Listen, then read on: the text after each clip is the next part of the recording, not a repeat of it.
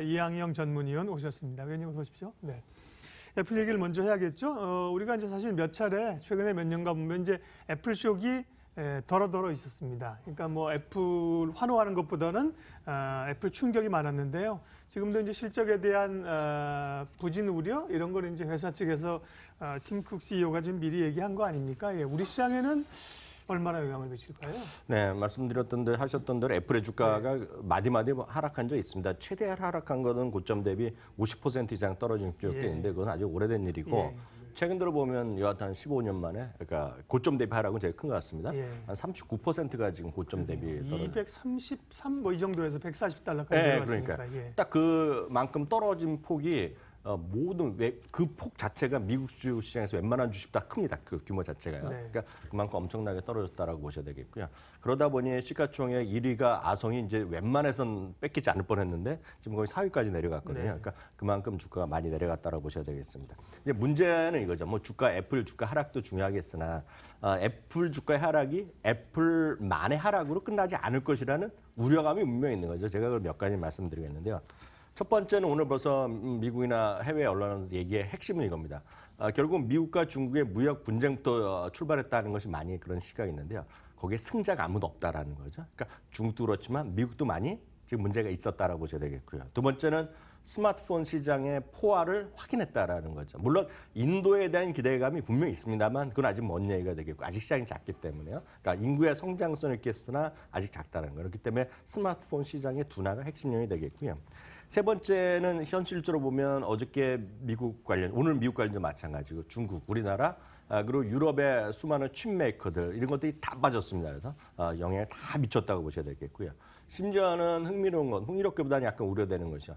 애플 제품 자체가 다른 제품보다 월등하게 비싼 거 아닙니까? 지금 현실적으로 보면 물론 시장의 어떤 소비자 권장 가격이라고 하나요? 법적으로 삼성도 비싸져 있지만 시장에서 실제로 매매하는 가격은 아이폰을 따라올 사람이 없거든요. 근데 그런 $1,000 이상 제품에 대한 것은 결국은 궁극적으로 뭐 핸드백이 됐건 의류가 됐건 모든 소위 럭셔리 시장, 그러니까 유럽의 고급 시장 제품이 오늘 다 떨어졌거든요. 그러니까 그만큼 소비의 이축은 내려가는 것도 아니냐라는 그런 시각이 분명히 있다고 보셔야 되겠고요. 실제로 보면 어느 정도 충격적이었냐 보면 애플의 오늘 하루에 애플의 투자 의견이라든가 코멘트 내는 것이 글로벌 IB들 전체적으로 한 25건 정도 나옵니다. 최소한이요. 이게 미국 동부 시간 네이션대로 제가 집계를 봤는데요. 뱅크 오브 아메리카, 시티그룹, 모건 스탠리 등 최소 13개의 증권사 목표 주가를 내렸고요. 최소 3곳은 투자 의견 자체를 내렸고요. 최소 한 곳은 투자 의견을 상향하기도 했습니다만 전체적으로 보면 컨센서스 전망치가 목표 주가 컨센서스가 한 3달째 계속 내려가고 있는 그림을 하나 보여드리겠는데 이게 빨간색이 늘어나면서 투자 의견 자체가 좀 목표 주가가 내려가고 있다는 것이 핵심이 되겠고요. 전체적으로 봤을 때 애플의 주가 하락은 이미 우리 시장에도 삼성전자 특히 SK하이닉스 있었지만 국내 시장에도 그런 반도체뿐만 아니라 전방위적인 기술주, 전방적인 소비주 전체에 대한 그러니까 필수소비 소비재는 아니지만 흔히 해서 임의 소비재라고 분류되는 것들이 있지 않습니까? 그런 것들의 전반적인 소비 둔화의 영향은 오늘도 좀 이어질 가능성을 우리가 좀 대비하셔야겠다 이렇게 말씀드립니다. 예. 그러게요. 어제 뭐 삼성전자, SK하이닉스, 뭐 삼성전기 같은 거는 말할 필요도 없고요. 애플이나 이런 충격들을 좀 받았습니다. 올 초 뭐 시장이 그렇게 호락호락하지 않을 거는 생각은 했었는데 개장하고 이틀 만에 2,000선이 붕괴되니까 다들 그야말로 좀 멘붕이라고 할까요? 충격적이기도 합니다. 어떻게 대응해야 될까요? 일단 당장 좀 연초 흐름들을 보면요. 네, 좀 한 발짝 물러서서 좀 말씀드릴 수밖에 없습니다. 국내 증권사의 2019년 전망은 당초 작년보다 많이 내려가 있다라고 제가 여러 번 확인드렸는데요. 저점은 신한구매에서 1,850을 제시하고 있습니다. 그리고 고점은 교보증권에서 2,550을 제시했고요. 물론 2,050 얘기하는 곳이 있는데 그들 증권사는 이틀 만에 깨졌거든요. 전망 자체가요. 그러니까 어떤 이 정도가 저점에서 고점 인시라고 보셔야 되겠는데 핵심은 작년보다 눈높이가 낮은 여러 가지 요인이 있습니다. 글로벌 무역 분쟁, 뭐 경기 둔화도 있지만 핵심 중에 핵심은 2017년, 18년, 9년에 핵심 키워드가 다르다는 것을 제가 다시 한번 정리해드리겠는데요. 2017년 주가가 40% 지수가 올라갔고요. 주당 이익 웬만한 것들이 뭐 더블이 났습니다. 그렇기 때문에 한마디로 정리하자면 2017년은 기업 이익의 대규모 증가가 화두였습니다. 2017년이요. 작년은 뭐냐? 기업이익의 둔화가 핵심이었고요. 물론 이제 다 최종 확정된 건 아니지만 삼성전자, SK하이닉스가 그나마 버텼고요. 삼성전자, SK하이닉스를 제외하고는 작년에 영업이익이 감소될 가능성이 큽니다. 근데 2019년은요. 삼성전자, SK하이닉스를 포함하더라도 기업이익의 감소 가능성은 지금 좀 송구스럽지만 다수견이거든요. 그러니까 이런 것들이 큰 화두라고 보셔야 되겠고요. 그중에서 특히 반도체라든가의 핵심이죠. 특히 삼성전자, SK하이닉스는 잘 나갈 때는 잘 나간다는 표현보다는 오히려 다른 기업이 안 좋을 때 보면 대한민국 상장사 이익의 45%에서 많게는 50% 가까이 차지하는 나라 기업이 이익이 둔화된다? 이거 큰 영향이 있을 수밖에 없겠고요. 이런 상황에서 대응 전략은 너무나 명확합니다. 받아들이긴 쉽지 않지만 기본적으로 보면 시장이 어렵다는 것을 인정해야 됩니다. 지금 자체는요. 그 와중에 대응은 눈높이를 절대적으로 낮추셔야 되겠고요. 예를 들어서 이런 거죠. 하반기에 좋아져서 2,500 간다, 2,600 간다 얘기할 수 있지만 그건 머나먼 얘기다라고 제가 볼 수 있겠고요. 두 번째는 보수적 대응은 불가피하겠고요. 그런 관점에서 안전자산이나 대체자산에 대한 투자를 하셔야 되겠는데 문제는 이게 익숙하지 않습니다. 웬만한 분들 제가 지금까지 이 업계에 있으면서 익숙하지 않는데 이것들은 늘 말씀드리지만 네이버나 다음에서 검색으로 해결될 일이 아닙니다. 그래서 이 부분들은 반드시 증권사나 은행의 PB분들과 좀 상의를 좀 하시는 게 낫겠다라고 보셔야 되겠고요. 다만 매매가 자신 있는 분들의 입장에서 보면 어느 정도 숨통이 튈 수 있죠. 그것은 테마주나 개별주에 대한 투기적 매매, 기술적 대응이 상대적으로 유리할 수밖에 없습니다. 이건 왜냐하면 펀더멘탈이 약하기 때문에 이런 것들이 난무할 가능성이 큽니다. 물론 이것들의 확률도 작년보다 낮아져 있지만 이거는 분명히 말씀드린 선택의 문제죠. 선택. 그렇기 때문에 아예 나는 매매할 자신 없다. 조금만 떨어지면 머리 아프다 하신 분은 늘 말씀드리지만 주식시장에서 한 걸음 물러서서 주식 비중을 줄이셔야 되는 시기다. 이렇게 말씀드립니다. 네. 주가는 기업 이익의 함수이다. 이 어떤 그 진리에 가까운 얘기들을 이학영 의원님은 일관성 있게 해주고 계십니다. 넥슨 얘기하겠습니다. 어제 아침에 이제 보도가 시간이 지나면서 이제 사실로 확인이 돼가는 과정입니다. 김정주 대표가 이제 넥슨을 팔겠다.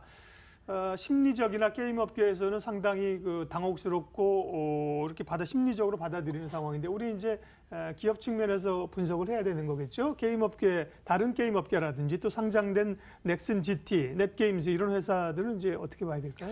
네, 이게 사실 배경에 대해서 지금까지 나온 얘기 모두 추측이죠. 그렇죠. 네, 물론 이런 얘기가 있습니다. 그 실제로 보면 게임 산업에 대한 과도한 규제가 있다는 것이 넥슨의 김정주 회장이 그런 얘기를 했다는 얘기 아닙니까 과거에?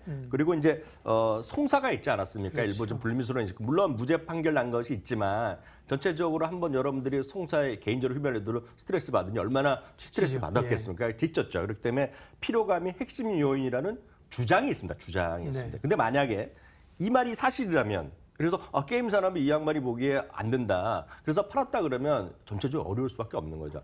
제일 영향이 있는 사람 중에 한 명이 어렵다는데 누가 되겠습니까 지금? 그래서 그런 것도 분명히 있는데 문제는 넥슨 자체로만 봐서는 넥슨 자체로 보면 또 이런 얘기도 있습니다. 전체 실적은 긍정적이었지만 핵심은 한국과 예를 들어서 일본에서 핵심 사업이 별로 재미없었다 합니다. 최근 3분기 연속으로. 그래서 그런 것들이 있는데 그렇기 때문에 오히려 지금 파는 것이 넥슨 김정주 회사 뭐 최고의 밸류이란 그런 분석도 있고요. 또 반대로 김정주 회장이 여러 번 자식한테 안 물려준다고 했기 때문에 이거를 약속을 지킨다는 주장이 있는데 이 모든 것이 아마 빠르면 오늘 중에 회사 측에서 공식 얘기가 있다고 하지 않습니까? 그걸 보고 나서 대응하는 것이 있다라고 대응하는 것이 맞다라고 보고 있고요. 실제로 어제 넥슨 GT 이런 것들, 이건 예를 들어서 자회사도 아니고 손자회사 뻘 되거든요. 실제로 보면. 그래서 그렇죠. 그것들이 어저께 상한가 들어갔는데요. 그건 제가 왜 그런지 논리적으로 설명하라 그러면 저는 설명할 사람이 없다고 보고 있습니다. 다만 이제 중요한 것은 그나마 지주회사가 있고 그 안에 핵심 회사가 넥슨이 있는데 넥슨은 우리나라에 상장된 게 아닙니다. 도쿄에 상장돼 있는데 이게 최근에 이제 어제 그제까지 개장은 안 하죠. 오늘 이제 개장하지 않습니까? 주가 어떻게 움직일지 모르겠는데 고점에서 많이 떨어진 건 사실이거든요. 그래서 넥슨은 오늘 장 열릴 때 움직임이 어떻게 될지가 뭐 가장 중요할 것 같고요. 일단 여타 국내 게임 업종에 미칠 영향은 회사 측에서 어떻게 발표하냐에 따라서 일단 김정우 회장이 왜 파는지가 정확히 나와야지 일단은 이거에 대한 평가가 나오지 않을까 싶네요. 예. 근데 뭐 정확히야 얘기하겠습니까? 역시 또 뭐 추론을 좀 해야 되는 거죠. 나 피곤해서 판다, 뭐 지쳐서 판다 이렇게 얘기는 하지는 않을 거거든요. 예. 정리를 좀 잘 해주셨습니다. 게임주에 대한 시각이 궁금했던 차이고요. 예, 이학영 의원님의 오늘 수상한 종목은요? 네, 면세점 관련 좀 다시 한번 얘기해드리겠는데 2018년에 국내 면세점이 전체로 보면 19조가 팔렸다고 합니다. 매출이나 전체입니다. 그러니까 그래갖고 2017년 대비 30% 정도 늘어났는데 이게 작년 한 11월, 12월부터 좀 재미가 없고 다시 또 흘러내리기 시작했는데요. 두 가지 요인이 있다고 말씀드렸습니다. 첫 번째는 중국에서 이제 입국하는 중국 사람들에 대해서 좀 느슨하게 했던 소위 여행 어떤 물건 사오는 거에 대한 과세 있지 않습니까? 그걸 이제 까다롭게 했다는 거죠. 그렇기 때문에 예전에는 몇천 불 갖고 들어와도 그냥 눈 감아줬는데 이걸 좀 과세를 강화했다는 것이 측면이 하나 있겠고요. 두 번째는 이제 따이공에 대한 매출에 대한 걱정들이 있었던 것이고 실제로 따이공이라는 사람, 그러니까 물건 대신 사는 사람들이 이거 저도 정확히 몰랐는데 우리나라 면세점에 거의 60에서 많게는 80%를 차지하는 면세점이 있다고 합니다. 예. 그거 엄청난 규모죠. 그러니까 진짜 자기 소비가 아니라 이건 그냥 따이공이 들어서 대신 사주는 건데 이 사람들이 대부분 중국으로 갖고 와서 일반 소매점이나 온라인 판매하는 사람한테 물건을 넘겼는데 그게 이제 중국에서 전자상무법이라는 게 도입되는 개정된 모양입니다. 그래서 전자상거래 등록법이라는 게 생겨서 이게 매출이 좀 위축될 수 있다는 겁니다. 그렇기 때문에 작년 따이공만 보면 작년에 12월에 역성장을 했다고 합니다. 대한민국이요. 그러다 보니 이런 역성장이니까 지금 이 주가가 재미없는 것인데요. 이제 문제는 요 코드의 이제 방문이 조금 다시 회복되고 있는데요. 지난 12월 한 20일쯤 경우에도 한번 말씀드렸다시피 이번 결판은 금방 날 것 같습니다. 왜냐하면 요 코드들이 이제 다시 몰려들 수 있다는 주장이 있는 것이 이번 춘절 아닙니까? 우리나라 보면 이제 설날인데 이게 2월 초에 있기 때문에 이때 보시면 방향은 나올 것 같고요. 일단 주가는 전부 다 저점입니다. 특히 호텔 신라인데요. 일단 이런 것을 확인해서 보셔야 되겠지만 탑픽은 호텔 신라 그리고 장기적으로 보면 현대백화점도 해볼 만하겠지만 일단은 지금 1월 한 달 내내 보시면서 요 코드의 방문 내역 그러면서 그런 것을 증가하는 것이 보시면 그때 한번 수익은 한번 줄 기회가 있다는 생각 갖고 있습니다. 예, 오늘도 개장전 전략 이학영 의원님 함께했고요. 8시 42분 지나고 있습니다.